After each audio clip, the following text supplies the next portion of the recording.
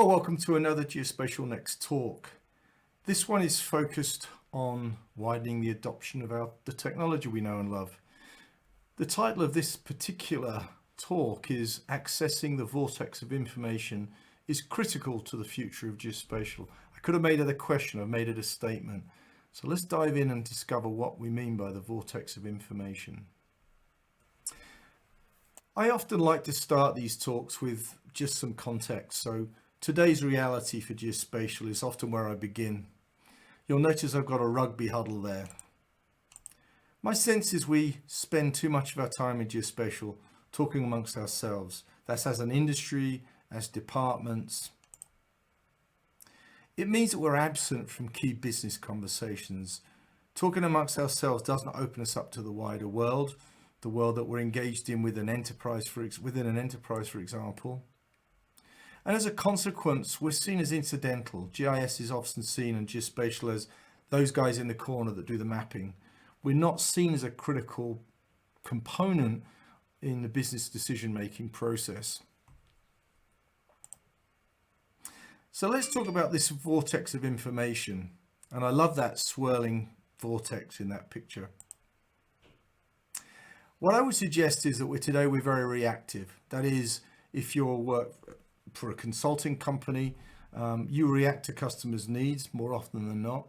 If you're a GIS department or a geospatial group, you're often fielding requests from users within the organization. So very reactive. We don't actually therefore understand business workflows. What it is the folks that are not in our department, that are at that more senior level running the business, what are their day-to-day workflows?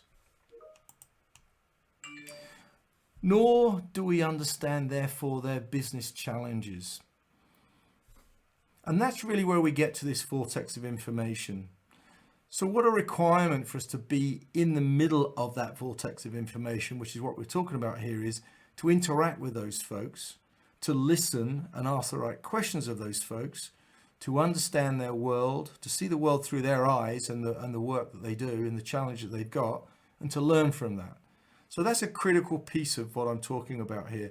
And again, the vortex of information didn't come from my head. I actually listened to somebody speaking about that the other day, and I thought that is something I need to do a talk on. So where do we begin in this journey? And we often talk about this. We certainly need to be talking at the enterprise level, at the leadership level within organizations. So it's the business leaders where this engagement begins. When we've identified problems within the vortex of information, our goal is to actually build out a solution there, or to validate the problem and then to validate a solution to the problem. What that helps the senior folks in the organization to do is to understand the value that geospatial brings to them. So rather than educating folks with words, we demonstrate. That's the most powerful way to educate people. It's very important to get the buy-in of those at the top of the chain, because inertia is a huge challenge. Something that I face a lot in some of the infrastructure organizations I work with is people that are stuck on old ways of doing things and not prepared to move forward. And even if there's a really good value proposition for moving forward to a more digital focused solution, there's often a resistance to that. Geospatial leaders can overcome that, in some cases just by enforcing the fact that a new solution, a digital solution, has to be used by folks. Not, I don't want to use it, I'm not going to use it, you have to use it. So there's an importance in having leadership overcome inertia, the natural inertia that's within organizations. And then the last one, which is usually where people point to, is funding. Of course, leaders in an organization can help fund these efforts. So it's important to begin at the top and have these efforts driven from the top. So when one starts thinking about these problems within this vortex of information, it's important to focus on a beachhead. And if you haven't read the Crossing the Chasm book, I strongly encourage you to do that. I've mentioned it on other talks. It's a wonderful book which talks about technology and how technology can cross the chasm to wider adoption from early adopters. And the notion of a beachhead is something that is spoken about a lot in the book. So he uses the example, the author uses the example of the Normandy landings in the World War II, where certain beaches were chosen in France. I think Utah Beach was one of them, actually. The goal was to actually conquer Western Europe, but you don't conquer Western Europe in one step. You build a beachhead, you conquer that beachhead, and you migrate from that beachhead. So focus is critical.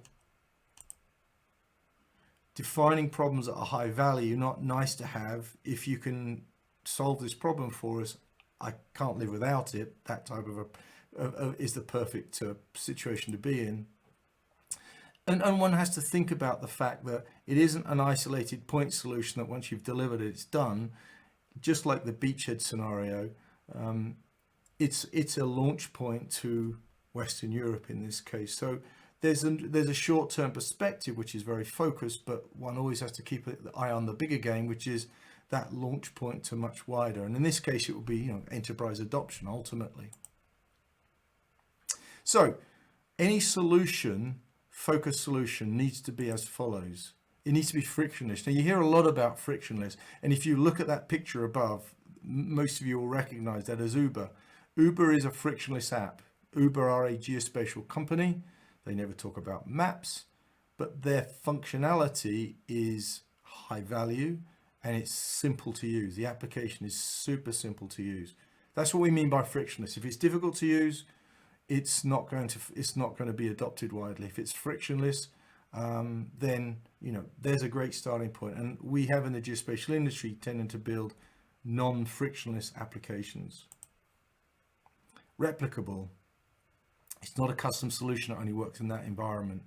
If you've built some solution that works in a particular, let's choose a utility, a department in a utility, can that easily be replicated in a similar department in another utility without too much effort? So replicable is another part of this three-part story.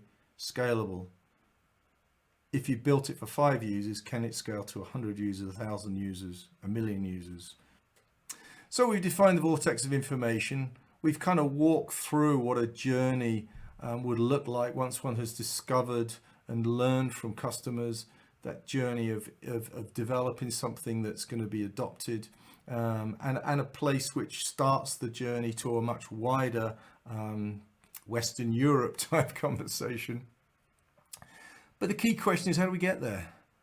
What does that journey look like? And I'm using the word innovation in this particular picture, and again, it's a term that's massively overused.